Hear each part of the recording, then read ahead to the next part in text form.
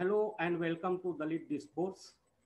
Today I will discuss with you about Bama's autobiography, Karakku. This is the photograph of the writer Bama and the cover page of the book, Karakku. Bama is a pen name of Faustina Mary Fatima Rani. She was born in 1958 in a Roman Catholic family belonging to the Periyar community from Puthupatti, Tamil Nadu. Bama's ancestors were from the Dalit community and worked as agricultural laborers. Her grandfather had converted from Hinduism to Christianity. After joining the nunnery, Bama found out that there was a separate training center for Dalit Catholics. Angered by the poor conditions of the Dalit Catholic Training Center, she left the nunnery after 7 years. She finished her studies and joined as a teacher at a Catholic Christian school. During her teaching experience, she found out that the Catholic nuns oppressed the Dalit children and teachers. This further added to her disdain towards the convent. She chose to take the holy orders to escape caste-based discrimination and also to further her mission of helping in the advancement of poor Dalit girls. She set up a school for Dalit children in Uttiramur. She has written many works. Karukku is her first autobiographical novel and it was published in 1992. Her another novels are Sangati, which was published in 1994, and Vannaman, which was published in the year 2002. She has also written a collection of short stories named Kusumbakaram, and that was published in the year 1996. And her another work is Oru Taturam Irimeum, which was published in the year 2003. She has also published a collection of essays entitled Single by Choice, Happily Unmarried Women. It is a collection of 13 essays by unmarried women in India talking about their singlehood. In addition to this, she has written 20 short stories. Bama's autobiographical novel, Karakku, is first published in 1992. It is one of the first autobiographies of a Dalit woman written in Tamil. Later, it is translated into English by Lakshmi Holstrom in the year 2000. The book chronicles Bama's life from her childhood to her early adult life as a nun and beyond. Karakku means Palmyra leaves, which with their serrated edge on both sides are like double-edged swords. Bama compares her own life with Karakku.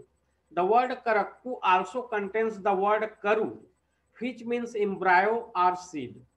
So the very oppressive life that she had to face carried within the seeds for her literary work.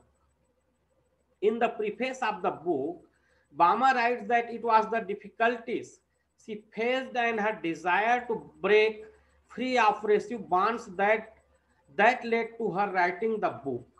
She refers to New Testament where the word of God is described as two-edged swords.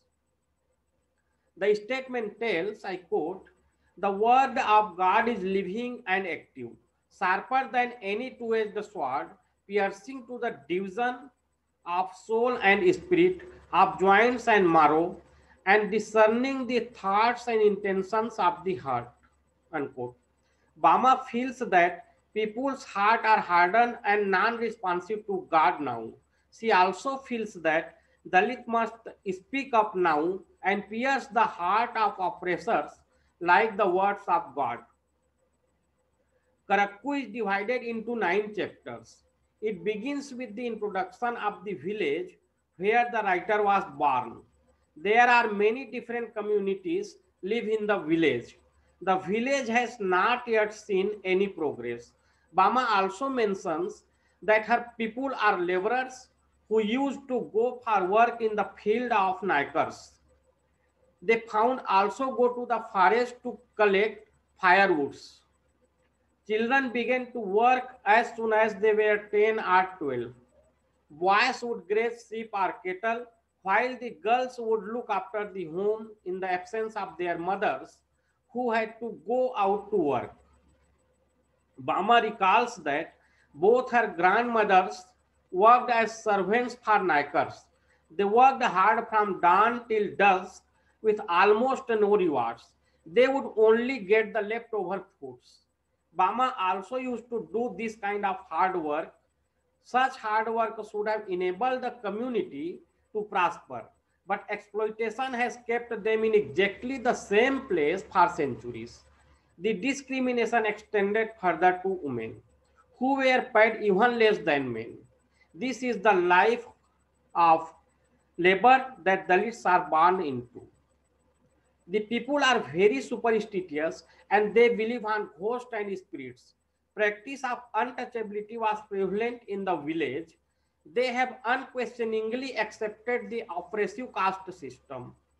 The upper caste and the lower caste communities are separated into different parts of the village, and all important institutions like school, post office, and the church are situated in the upper caste part of the village.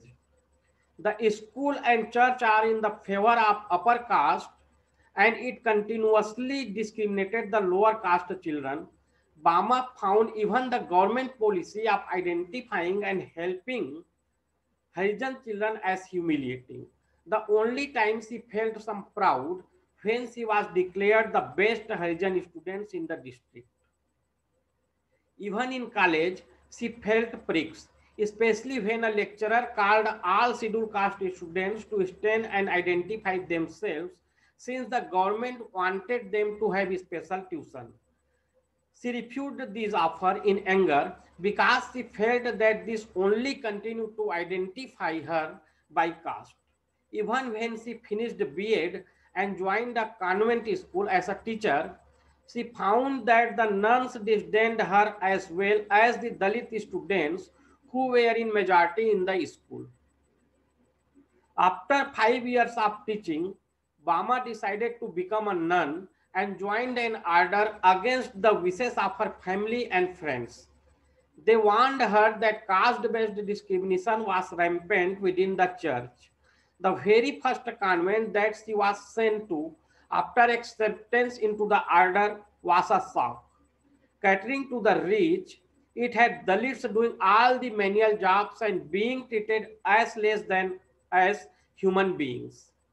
Bama was full of anguish because she couldn't bring herself to tell the other nuns that she too belonged to lower caste when she heard them speak insultingly about lower caste. She burst into her anguish and calls for an action. I quote, to crush all these institutions that use caste to bully us into submission and to bring about a just society where all are equal. Unquote. Bama also talks about the conflict between Paryars and Chaliars communities over the issue of symmetry. The upper caste Christians have a different symmetry. Bama remembers that how the church was sided against their people. She also talks about the disjunction between the church and the community. She writes that how the community is now more interested in cinema than the prayers at the church and they no longer remember the hymns.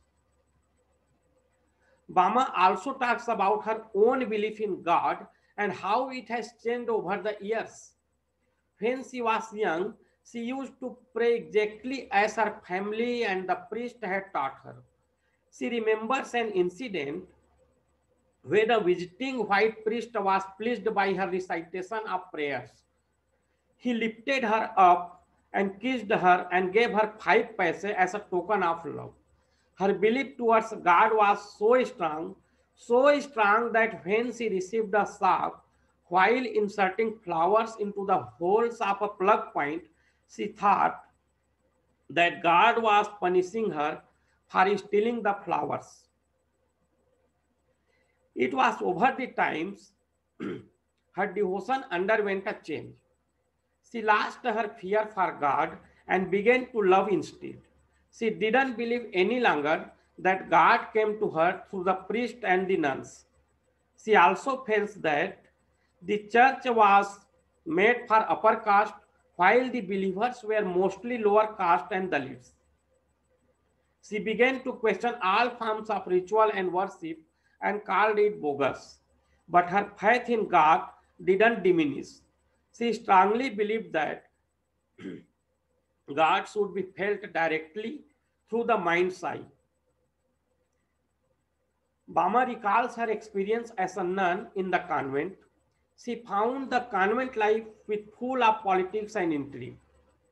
The convent was about enjoyment, not about alleviating the suffering all around. The school attached to the convent was no better. They took only 4 or 5 poor children as a token, and these children were discriminated against by all.